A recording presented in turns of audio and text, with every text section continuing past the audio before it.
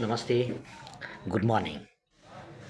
फेरि अब नयाँ पोस्टको साथ फेरि उपस्थित भएको छु अर्को भिडियोमा। तपाईँलाई अहिले फेरि मैले राजनीतिकतर्फ नलाने चाहिँ कुरा निष्कर्षमा पुगेँ। अहिले मैले चाहिँ तपाईँलाई फेरि एउटा नयाँ समाचार चाहिँ तपाईँलाई चाहिँ नि सुनाउँदैछु। हामी अलिक खुसी हुने जस्तो पनि देखिन्छ। खुसी छौँ, गर्व गर्छौँ त्यसमा। हामीले चाहिँ नयाँ कुरा सुन्यौँ समाचारमा। अब नेपाली क्रिकेट टिमको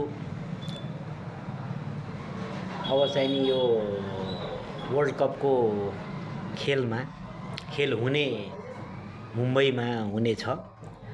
चारवटा चाहिँ खेल त्यही मुम्बईको वानखेडे स्टेडियममा खेल्नेछ र त्यो चाहिँ खेलमा चारवटै गेममा एउटै स्टेडियममा खेल्ने भएकोले यसमा सहज पनि हुनेछ। उसले चाहिँ कुरा बुझ्न पाउनेछ नेपाली टिमले र उसलाई बधाई पनि छ। अर्को कुरो, अब विश्वको जहाँ उत्पत्ति भयो क्रिकेट, जहाँ चाहिँ अब जहाँबाट जन्मियो क्रिकेट, त्यो क्रिकेटले पनि यति चर्चा पाएको थिएन।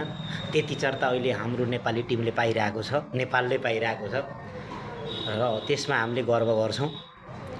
अहिले वर्ल्डको सबैभन्दा टिकट बिक्री हुने भनेको अब त्यही स्टेडियमको चाहिँ नि केलाई टिकट चाहिँ अब नेपालीहरूले खरिद गरे भन्ने चाहिँ नि समाचारमा आछ। पहिलो स्थानमा भारत भएको सँगै दोस्रो स्थानमा चाहिँ नेपाली छ भनेर चाहिँ खबर आएको छ।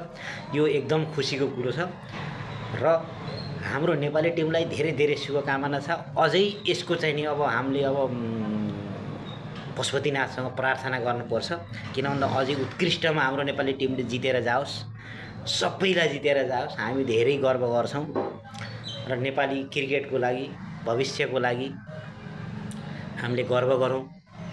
यस्तै अब चाहिँ पपुलिजम पाओस् नेपाली क्रिकेटले। पपुलिजम पनि हुन जरुरी छ, किन भन्दाखेरि अब यो चाहिँ नि पपुलिजम भएन मतलब तपाईँको चाहिँ नि ऊ भएन भने, अब समाचार बाहिर आएन भने यसको चाहिँ नि कोही औचित्य हुन्न। अब खेल हो, खेलमा हुन जरुरी छ। त्यस्तै खेल पनि खेल्न पर्यो, नत्र भने फेरि अब चाहिँ तल डाउन भयो भने उही जिम्बावेको चाल हुन्छ, फेरि हराउँछ। हेर्नुहोस्, त्यही भएर नेपाली टिमलाई चाहिँ निकालेर सपोर्ट गरौँ। समर्थकहरूले धेरै सपोर्ट गर्न पर्यो हैन।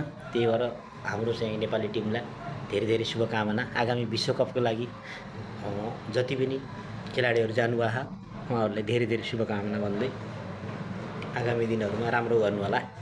वर्ल्ड कप हाम्रो हातमा आओस्, नेपालमा आओस् भन्ने हामी चाहन्छौँ। खेल हो, हार जित हुन्छ, निराश नहुनु, प्रगति गर्दै जानु। धन्यवाद।